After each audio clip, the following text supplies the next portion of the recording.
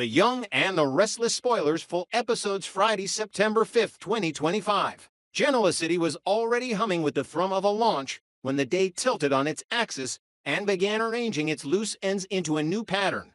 One headline at a time, the city's gossip tanks were flooded with previews of Abbott Communications' splashy debut.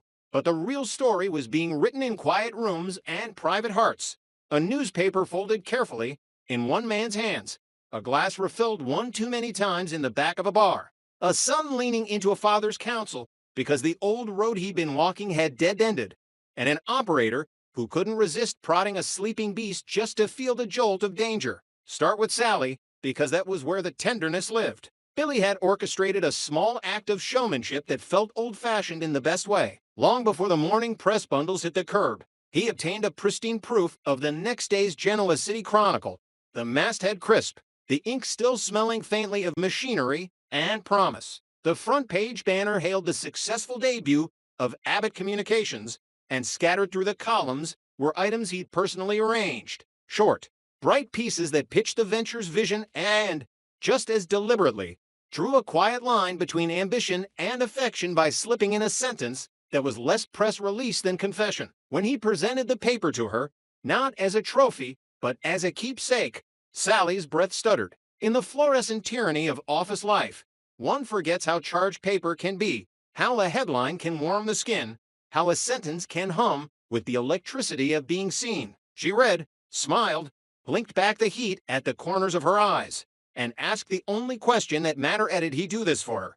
And he didn't need to say much for her to understand that yes, this was his way of placing a hand on her back in a room full of flashing cameras and reminding her where the steady ground was. He acknowledged he'd wanted to show her she was cherished, that the launch wasn't just an enterprise, but a new language they were learning to speak together. She admitted she was nervous, the way one is when good news is finally on the table and the ghosts of past collapses hover nearby. And then she let herself be excited, because the layout was sharp, and the copy was sharp, and the man in front of her was trying so hard to match that sharpness with sincerity. The conversation paved an on-ramp toward the inevitable next topic, proximity, and he spoke, not in grand declarations, but with the simple wish to spend more time, to replace the intermittent with the ordinary, to exchange keys and calendars and the small, unphotogenic rituals that turn attraction into home.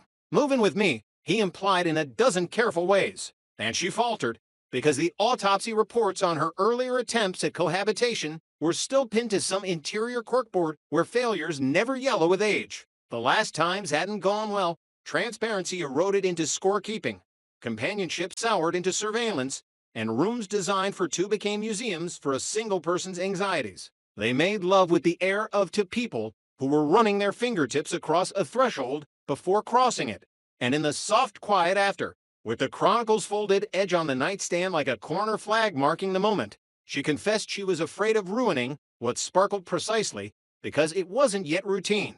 Billy, whose worst impulses had always been towards speed, surprised himself with patience. He told her plainly, firmly that they were different now, that the recent weeks had braided them together in ways no previous chapter had managed. That growth was not a slogan on a press sheet, but a private geometry of showing up, apologizing, adjusting, and still choosing.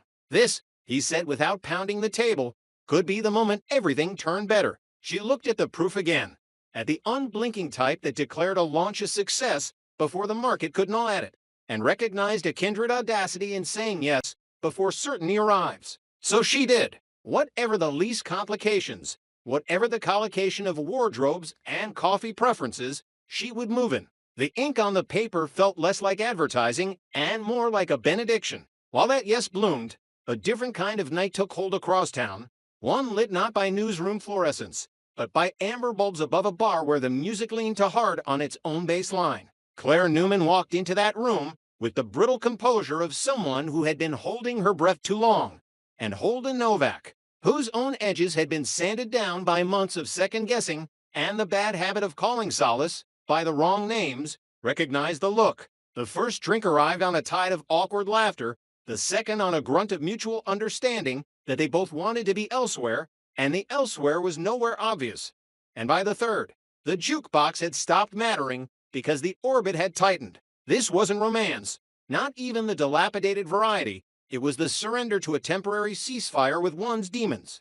A pact to let the night push aside the daylight arithmetic of who you're supposed to be. The bar took its due, the room spun a little, glasses rattled a little, and to people allowed the world to blur until the only clear thing was the pleasing weight of not having to narrate their choices to anyone in the family. In Genoa City, there's no such thing as privacy, only delays in distribution. Someone filmed enough laughter to paste into a rumor. Someone else caught a crooked shot of Clare and Holden leaning too close at a table that had seen better nights. By morning, the snapshots were pixelating their way through private threads and public speculations. For Clare, the headache was not just physical. The Newmans are a dynasty built on the optics of control, and even when compassion should be the first response to hurt you, how can we help? The reflex is to update the risk register and call a meeting. She woke to a body that felt borrowed and a city that felt crowded and a flood of texts that alternated between concern and audit. In the middle of the silence she carved out for herself, the Chronicle's preview of Abbott Communications' triumph stole oxygen, and the old rivalry stirred. Wasn't this precisely the moment when Newman Media should be dominating the conversation? The dissonance about when the life she wanted to live and the narrative she was expected to inhabit rang in her like a fire alarm. Across the familiar geometry of the Abbott home, Kyle Abbott was busy conducting his own autopsy, this one on a string of decisions that had left him unmoored. He had been angling between alliances, stamping out spot fires at work, while setting others with the careless flick of a match he pretended not to be holding. And the sum of it was exhaustion that no espresso could touch. Despondent might have been too dramatic a word on paper. In a mirror, though, it fit. That was the hour when Jack found him. Fathers don't always arrive with answers. The best ones arrive with ballast. Jack did what he has learned to do. He let the room breathe around them, then reframed the mess into choices. The counsel wasn't delivered like a sermon, but like a map. Work first. Abbott Communications might be new. Jabbett might be legacy. But both required a steadier hand than Kyle had been offering when he allowed personal entanglements to bleed into strategic calls. Reputation was not a currency to fritter away on the thrill of an argument. It was the runway you built for your next takeoff. Love next. You don't win by trying to replay the previous game with the same tricks. And you certainly don't win by pretending that what broke you yesterday will mysteriously become scaffolding tomorrow. Jack's words landed not because they were poetic, but because they were lived. He had exhibited the cost of reckless reinvention enough times to have earned the right to advise restraint when it mattered. With that, Kyle decided that one boundary needed immediate enforcement. Audra had been the accelerant on more fires than he cared to count, a study in opportunism whose brilliance often arrived with a hidden invoice. He told her, with the poise of a man who is done apologizing for having a spine, that he hoped Nate had walked away from her machinations, not as a petty wound, but as a factual reflection of how her orbit consumed people. It was less an insult than a pronouncement of distance. He refused to be her echo chamber, refused to join the chorus that praised chaos as if it were strategy. The clarity gave him back an inch of height he didn't know he'd lost. Audra Charles felt the shift and, true to form, reached for the lever that always gave her leverage: provocation.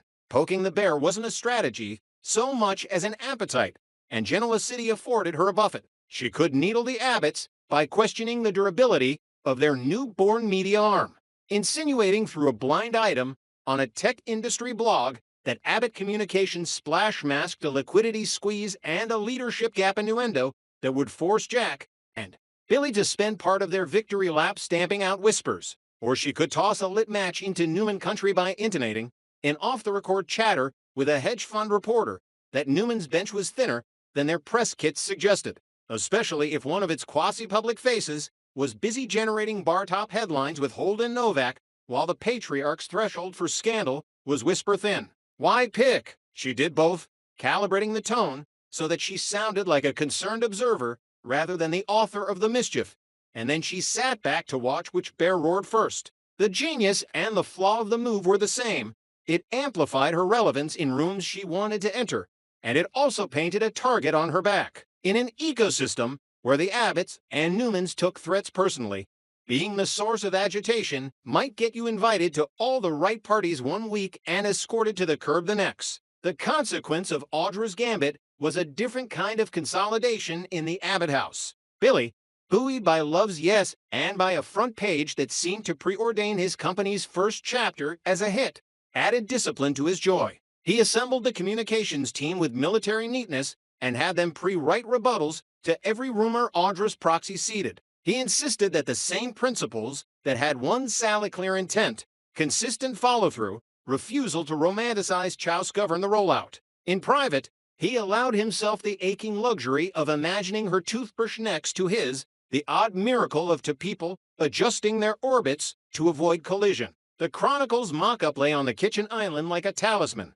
It wasn't just a newspaper, it was a promise that narrative could be shaped by careful effort rather than brute force. Sally, packing lightly at first because lightness lets you change course if you must, took her own small vows. She would allow excitement to live alongside caution without letting the latter exile the former. She would not mistake a past marked by misfires for an instruction manual dictating that every future effort must fail, and she would read the proof again and again, if necessary, to remind herself that a line declaring love inside a business story was not a mistake, it was a thesis. Claire, sweating out regret and metabolizing the fallout of a night with Holden that had been more anesthesia than adventure, faced a trickier path because her mistakes always arrived preamplified. She could choose to let the shame spiral do its work, to script herself as the family liability and submit to the rituals of penance that satisfied nothing but the optics. Or she could select transparency on her own terms, name the loneliness that had driven her to the bar, not to excuse it, but to understand it, and insist on guardrails that protected her dignity rather than merely Newman's brand. Holden was an easy villain if she needed one, but honesty demanded she admit he'd been a mirror more than a monster, reflecting back the ache she'd brought into the room. To her credit, she texted a small circle first while people whose opinions mattered for their care rather than their clout, and then drafted a measured statement for the larger ecosystem that would inevitably feast. She had a messy night. She was taking responsibility.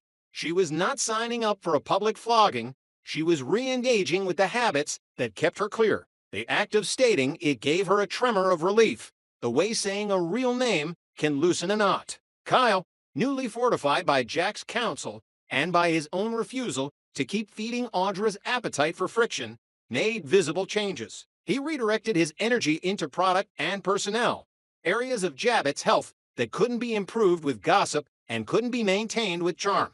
Meetings regained their purpose. Apologies, where owed, were made without performance or deflection. He checked in on colleagues he'd neglected during his spin cycle, and he declined invitations that were designed to yank him back into the orbit of past mistakes. When he inevitably crossed paths with Audra, Genoa City is a small town with large buildings, didn't posture or retreat. He simply didn't play. Paradoxically, that neutrality read as power, and power at rest always unsettles people who depend on perpetual motion to feel important. Meanwhile, Audra's twin provocations were doing their work. The blind item about Abbott Communications had enough specificity to trend. The correction had to be equally specific to kill it. Billy's team supplied it with receipts. The insinuations about Newman fragility ran into their own wall because the family, for once, chose to close ranks without theatrics. The bear poked, growled, but didn't maul, and that restraint robbed the provocation of some of its oxygen. Audra shrugged publicly and moved on to her next angle. Privately, she kept a ledger with names and dates and outcomes because one cannot live by adrenaline alone. You must also track the interest your choices accrue. All of this unfolded while the Chronicle issue its true one. Not the proof was loaded onto trucks and flung onto porches. Neighbors peeled back plastic sleeves and took in the tidy temporariness of headlines that would be outdated by lunch. But to readers lingered.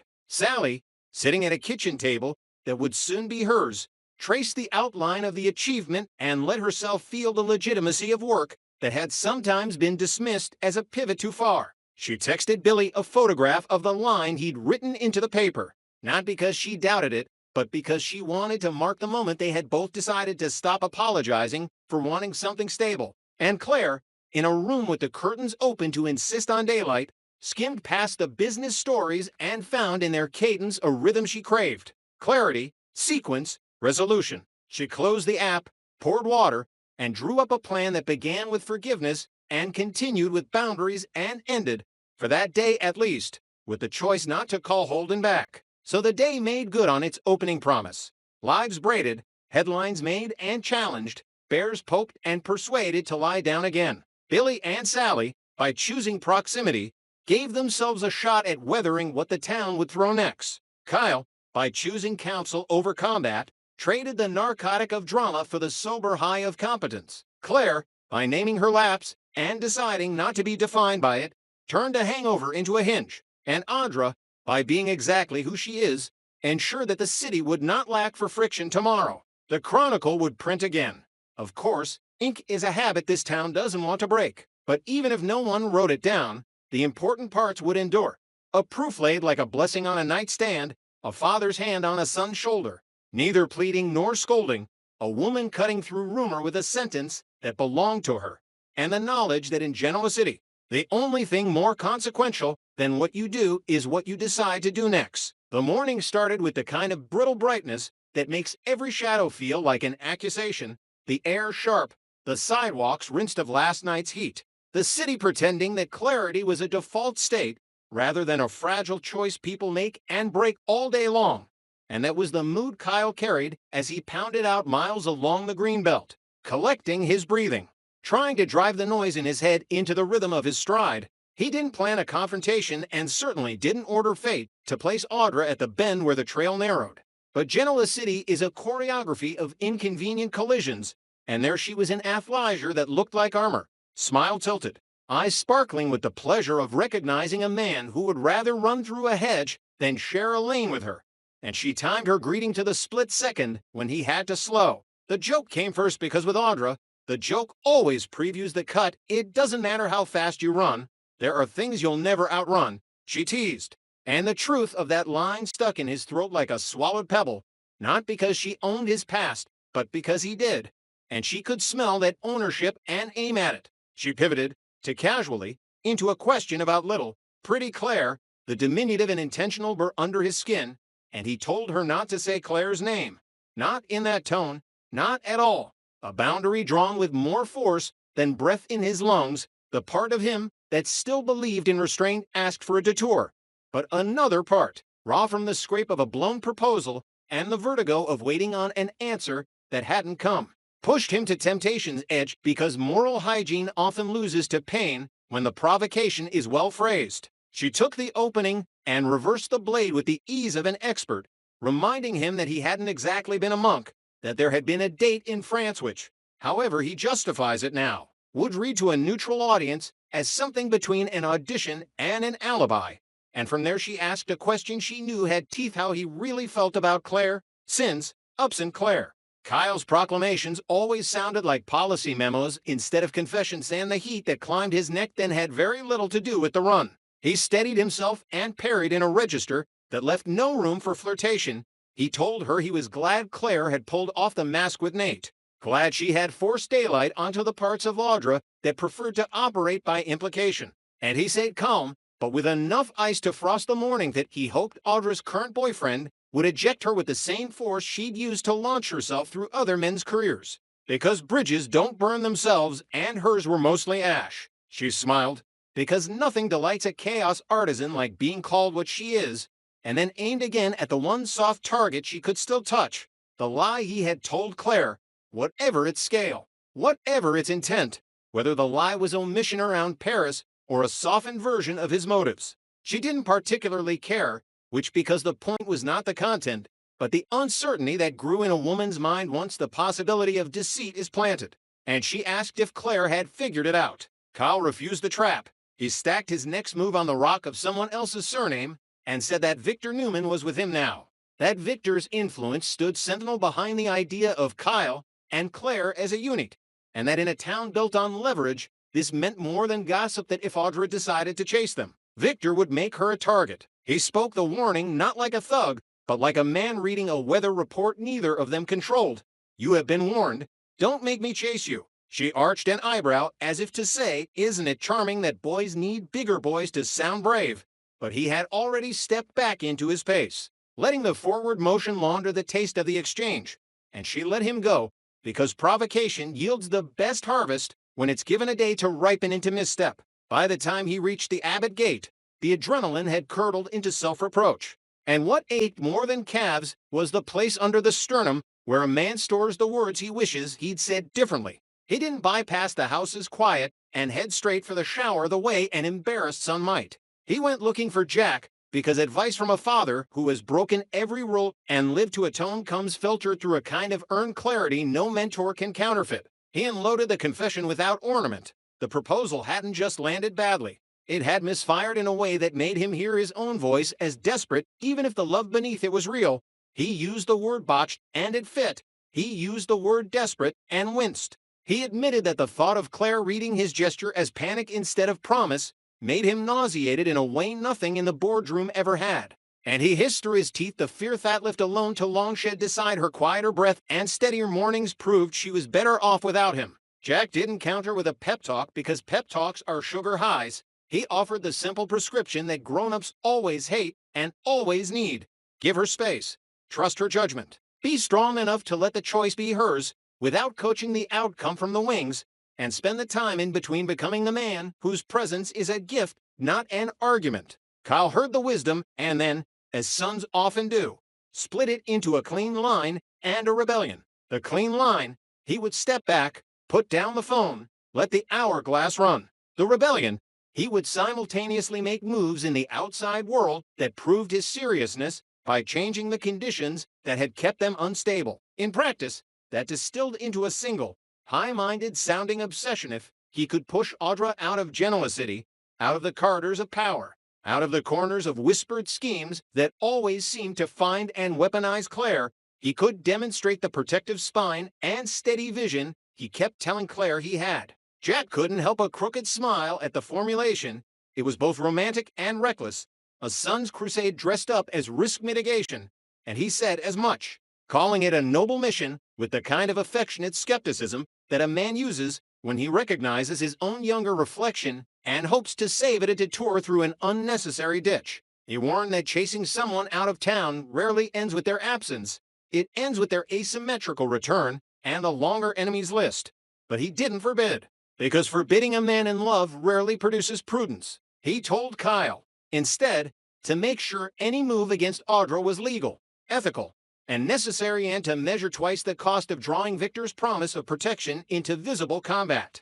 Because when you invoke a patriarch, you inherit his wars. Elsewhere, a different kind of pact was being drafted over polished marble and afternoon hush. Society's lunch rush had thinned to a susurrus of plates and low-voiced conversations when Claire slid into a high top opposite Holden, her smile carrying that arch, brittle brightness of someone play-acting joy because the alternative was explaining anger.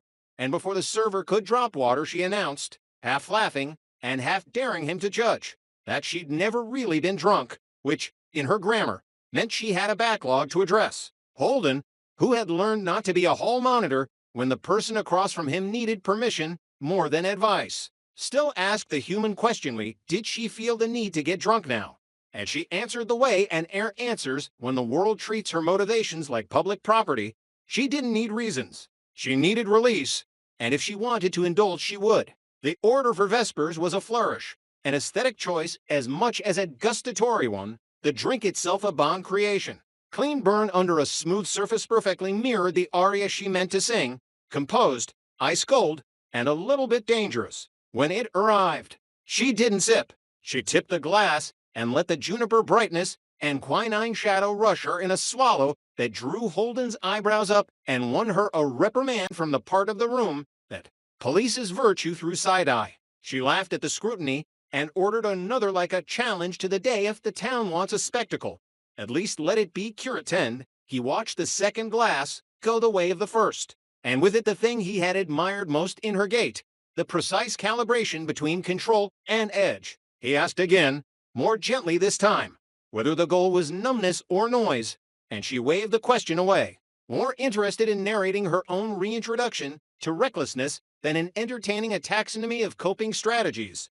If Kyle could propose as if urgency were romance, if Audra could treat truth as a chessboard, if Victor could dispense benedictions like chess moves and men could claim they were protecting women while conscripting them into pageants they didn't audition for, then surely she could choose a cocktail before dinner without filing a memo for approval. What Holden understood And what she pretended not to was that the drink wasn't about ethanol at all. It was about agency, about reclaiming the script, even if the reclaiming took a shape that might punish her twice. Once for the act, again for the optics. The town this afternoon was a web of reaction and intention. Word of Kyle's jog side warning reached Audra before her cool down had ended. Not because he had shouted it, but because Genoa City's oxygen is made of relayed sentences. She ran the calculation in 3 columns what Victor's target actually meant in practice. What Kyle was bluffing about and what he wasn't. And how she could transmute threat into theater that benefited Heron as the answers settled. They didn't produce fear so much as a craving to rearrange the board so that leaving town would look like her idea only when it advantaged her. She did not quake at the mention of Victor. She had survived worse. And in any case, she recognized the subtext. Kyle was telling her that Victor's indulgence of Claire came bundled with a willingness to crush irritants. And while that should have guided her toward discretion, it instead sparked a desire to dance closer to the flame, if only to prove that she could. That itch to poke the bear didn't mean stupidity. It meant she would choose one pressure point, apply exactly enough force to make someone flinch, and collect whatever spill of them ails, apologies, inadvertent admission sauce currency for the next week. Kyle, for his part, ran the mirror image calculation in the library after Jack left him with a hand on his shoulder and a final reminder to choose the harder version of strength. He listed Audra's remaining lever-snates proximity, a few stray allies in finance who liked her appetite, the whisper lines into blogs happy to publish whatever bleeds and cross-reference them, with the doors Victor could close simply by lifting a phone. The temptation to outsource the entire conflict to Victor's invisible hand was enormous, but Jack's words about inheriting someone else's war nibbled at the edge of his conscience, and he reshaped the shape of his mission from exile to exposure. He wouldn't chase her out of town. He'd make staying uncomfortable by teaching people to ignore the sparkler when she lit it. That still felt like love in action. It also felt if he was hunched like a way to work while his heart waited, because the alternative was to sit in a chair and watch the door.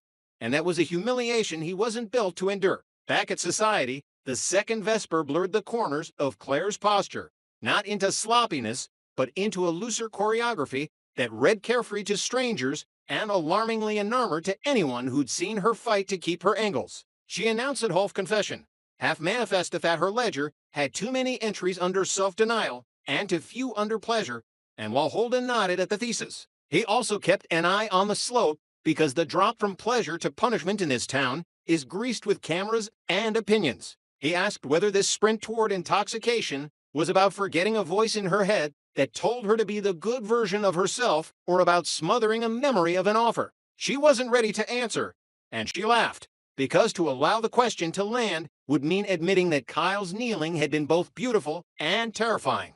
That being loved like that felt like being pinned to a map. That in her more honest moments she worried she loved the idea of not being alone more than she loved the idea of being with any one person, even one who promised to take care of her like a mission. The lie Audra had nudged at clanged faintly in the back of her mindad. Kyle shaded the truth about his detour in France. Had he softened or edited or postponed facts to protect his momentum?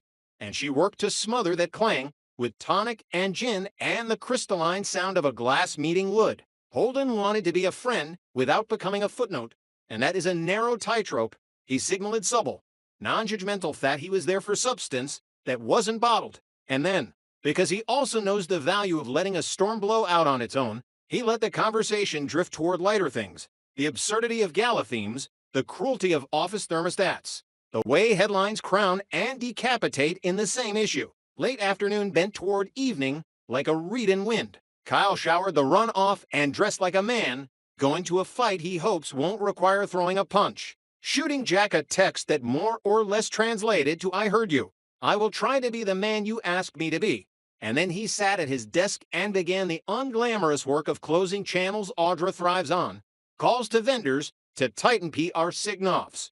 A quiet conversation with Nate's gatekeeper that framed proximity as exposure rather than access. A note to legal about cleaning up a loophole she had exploited twice and would surely exploit again if it stayed open. He did not call Claire. He wanted Toth at once sat on his tongue like a piece of fruit he wasn't allowed to swallow, but he let the want with her, trusting that silence would read as respect, not indifference. Audra, in a different quadrant of town. put on a dress that looked like compliance from a distance and provocation up close, and booked herself into a table where she knew the conversation she didn't belong in would be audible if she ordered dessert.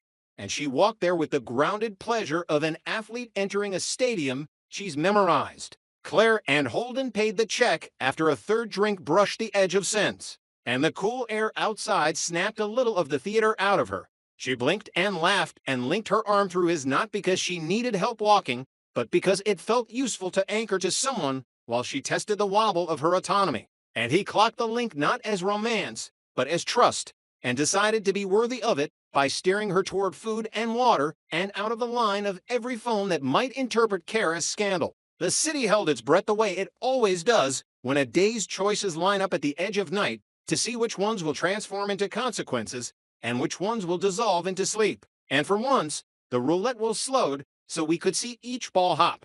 Kyle choosing work over war because a father asked him to. Audra choosing bait over retreat because anything else felt like a loss. Claire choosing numbness and then, maybe, choosing to stop just short of it because the line looked thinner from this side. Holden choosing presence over posture because sometimes the most radical act in a town built on theater is quiet companionship. The message under all of it was faint, but legible. Love isn't proved by eviction notices served on your enemies, or by proclamations dressed up as proposals, or by cocktails consumed like dares. Love is proved by the discipline to let the other person stand up on their own and still want to walk beside them. And that discipline is a muscle that only grows if you exercise it when the heart is begging for shortcuts. In the hours to come, texts would be typed and deleted, rumors would try to congeal and be starved of protein, and a patriarch would lean back in a chair and make to phone calls that moved a mountain an inch.